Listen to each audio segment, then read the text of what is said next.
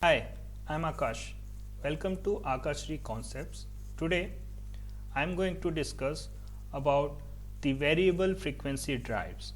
Variable frequency drives are used to regulate the speed of induction motors.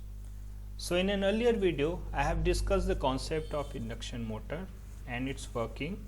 So, there are two kind of transformation takes place in induction motor. First, the input electrical energy gets transformed into magnetic energy, and that magnetic energy is used to run the motor, and hence that magnetic energy is transformed into mechanical energy. Now, if the input frequency of the electrical supply is fixed, say 50 hertz or 60 hertz, then that will cause the fixed rotational frequency of induction motor, and that will depend on the poles also, number of poles. If it is a 2-pole motor, then that will run close to 50 hertz, and if it is a 4-pole motor, the motor will run close to 25 hertz. That depend on the load and sleep.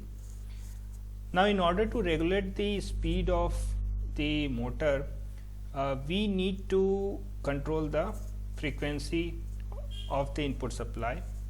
So, the electrical equipment that we use for this purpose is known as variable frequency drive. This variable frequency drive consists of three main components. The first is the rectifier, second is the capacitor or filter, third is the inverter. Now, let us see what happens in all these three subcomponents. So, first the three-phase input supply is represented by L1, L2, L3. That input supply passes through the rectifier, and what does this rectifier do? So, this rectifier basically transforms the input AC signal into DC. So, after this transformation, we don't get a smooth DC signal like this. Instead, we observe DC along with AC ripples.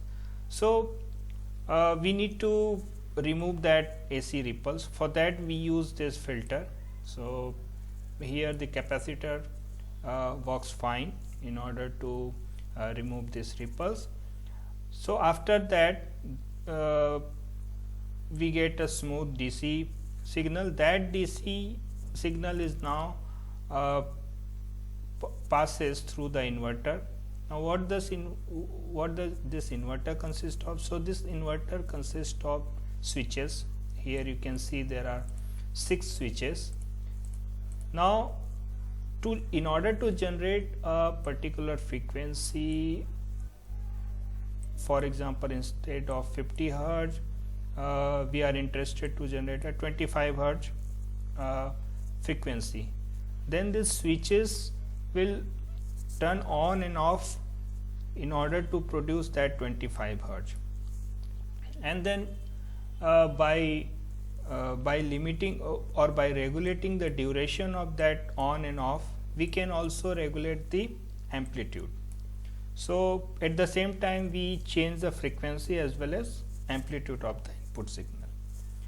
So, after that, what is happening here? So, first the AC is transformed into DC, and then that DC is again transformed into AC. So, this process, the last process, is called pulse width modulation. Pulse, because of this, because these switches, when we turn on and off these switches, they basically generate the pulses. Width, by controlling the duration, we can control the amplitude. So, width, and then modulation, we are varying this width. So, that is why this term, this phrase, the pulse width modulation, comes into the picture. Now, after this pulse width modulation, we receive the AC. Now, remember that this AC signal is not as smooth as the input AC signal which are coming from the source. So, this the output of variable frequency drive will always consist of this modulated, you can say modulated AC, and hence there will always be the harmonic. So one of the limitation or one of the disadvantage of VFD is that it induces harmonics into the motor, and sometimes that harmonic component may degrades the motors. So this disadvantage we have already discussed in our previous video. So so this is the very short description of VFD, variable frequency drive, and with this I will conclude this